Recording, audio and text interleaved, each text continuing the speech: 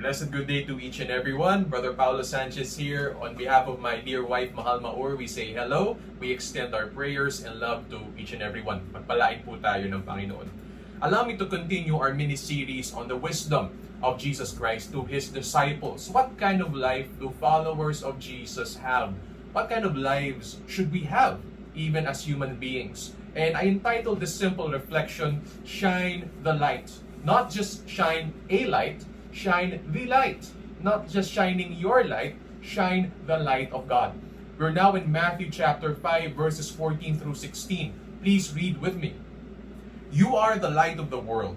A city set on a hill cannot be hidden, nor do people light a lamp and put it under a basket, but on the lampstand, and it gives light to all who are in the house. Your light must shine before people in such a way that they may see your good works and glorify your Father who is in heaven. Our lights, rather the light of God in our lives must shine. See, human beings were meant to shine the light of God to each and everyone. I do not know what your profession of faith is, but as a fellow human being, God made us to shine a certain kind of light to each and everyone. Allow me to characterize the kind of light we are called to shine to one another, before people and before the world. First, let us characterize the reach of the light of God. Yung abot ng liwanag ng Diyos sa buhay natin. In one word, we must be visible. We must be visible. You see, a city set on a hill, when, especially at nighttime, when all the lights in the houses and the building structures are lit up, it can be collectively be visible to people from far away, especially travelers, people who are doing a pilgrimage, going to that city. I remember the city of Baguio in northern Philippines. It sits on a certain place in the Cordillera mountain range. And when the lights of Baguio light up together, oh, you see them. Even from afar, you know you're arriving in Baguio City. Such is a city lighting up set on a hill. You see, we don't know who's looking at our lives. For example, if there are people coming from a different city, a different town, a different country, some of them might actually be escaping where they came from.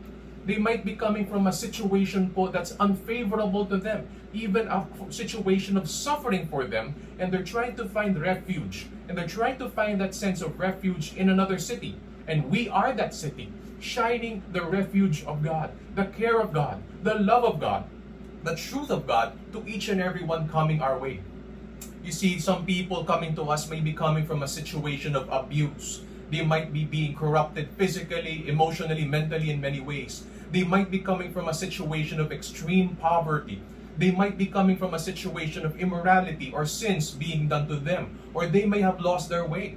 Or they may be coming from a situation where there is heartbreak and there is a lot of suffering in their lives. They're escaping that. They're trying to find that sense of refuge. Are we like that city set on a hill that is easily accessible to them, that is visible to them, that they can approach and find what they need, what good they need? The same when it comes to a lamp on a lampstand. You see, in a house, people coming from another room might be coming from a dark situation. And then they go to a different room where there's a lampstand, they feel the warmth of the light, they feel a sense of security, they feel a sense of warmth, they feel a sense of fellowship in that room. Or people, loved ones coming from outside, coming from the workplace at night. They come into the house, they're surprised by a bright light, a warm light, and they feel comfort and love as well. Do we have that same kind of effect? Are we that visible kind of light that people come to? Tayo po ba yung nakikitang liwanag ng lahat ng lumalapit sa atin? You see, you'll never know who's looking at your life right now. In the age of social media, there could be hundreds of people looking at your profile, looking at your posts, your pictures, listening to your stories, listening to your insights on a given weekly basis. You see, me and my wife were surprised every now and then someone would come to us or to us individually, sharing how much they have learned from our experiences or how they need our help, our counsel, our guidance. And we praise God for that. It simply means that when people see us, they see something of God in our lives. Not our light, not just our testimony, but the light of God in our lives. Nakikita po ba tayo? Remember, as people now filled with the light of God, the light of God cannot be hidden. Hindi po tayo pwedeng itago. Tayo po ay talagang dinisenyo para magliwanag sa iba. Second is about the degree of our light. talks about po how strong our light should be.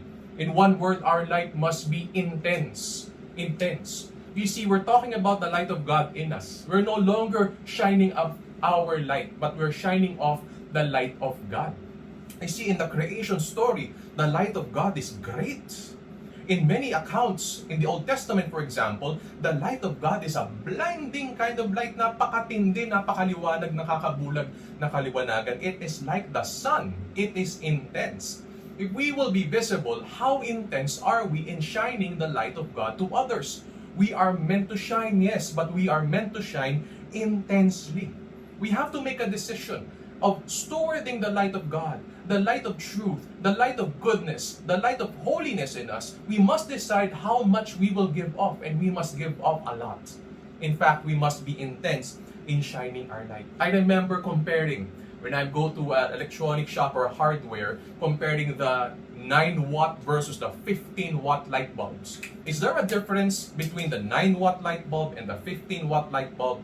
Yes, there is. Yes, there is. You see, the 15-watt light bulb will really light up a room. Sometimes a 9-watt or the lesser wattage of a light bulb will not feel as intense enough. Sometimes po, parang kulang pa nga yung 9-watt na light bulb. Now it comes back to the analogy of a city on a hill.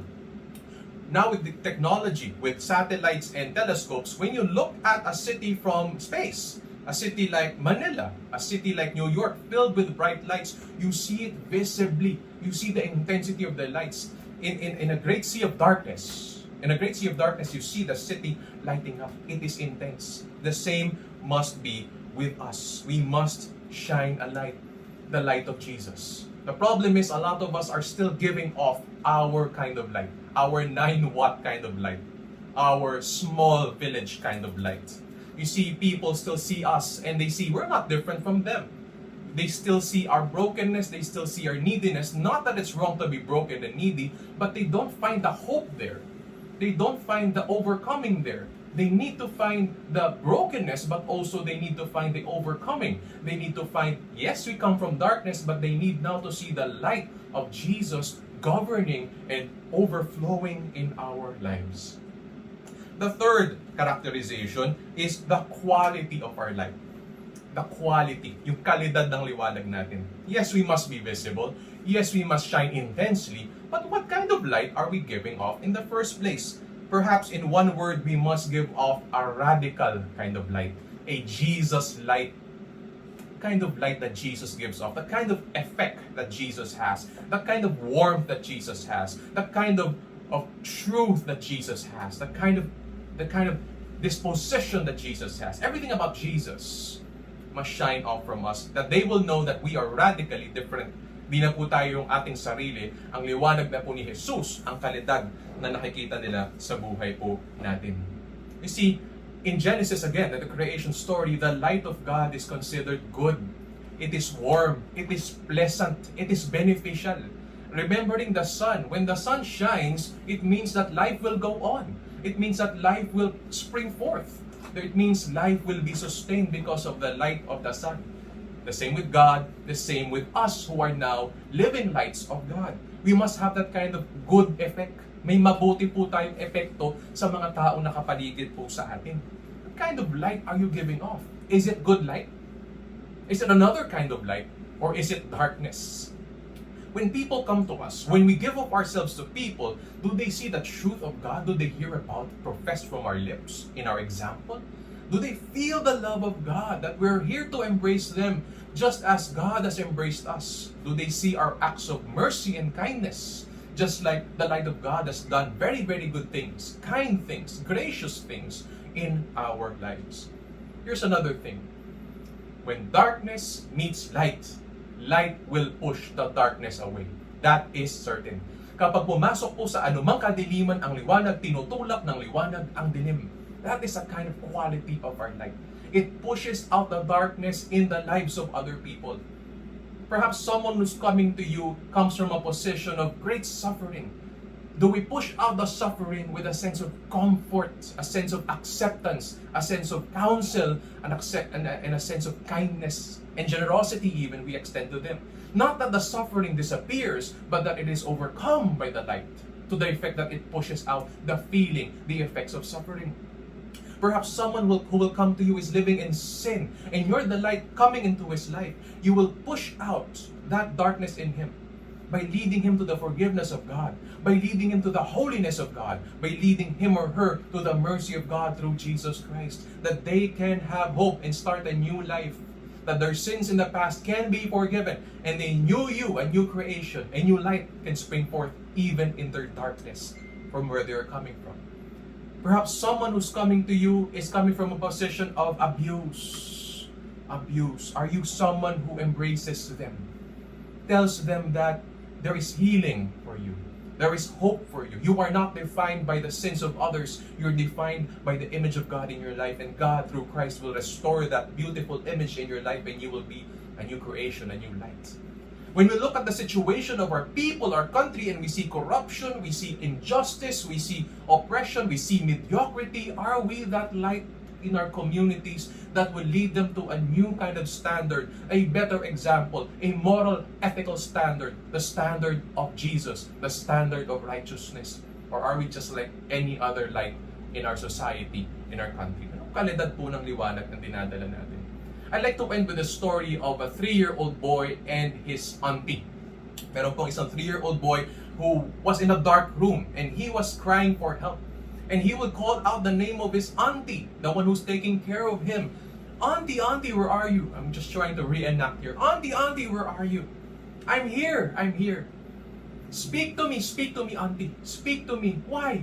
What difference will my voice make? The auntie asks. You're still in a dark room.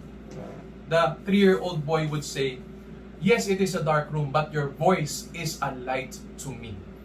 May our words, may our actions, may our relationships, may our example be that light into the lives of other people. In their darkness, may they know, may they hear, may they feel our light. So shine the light of God, shine the light of Jesus in your life. God bless you. We love you.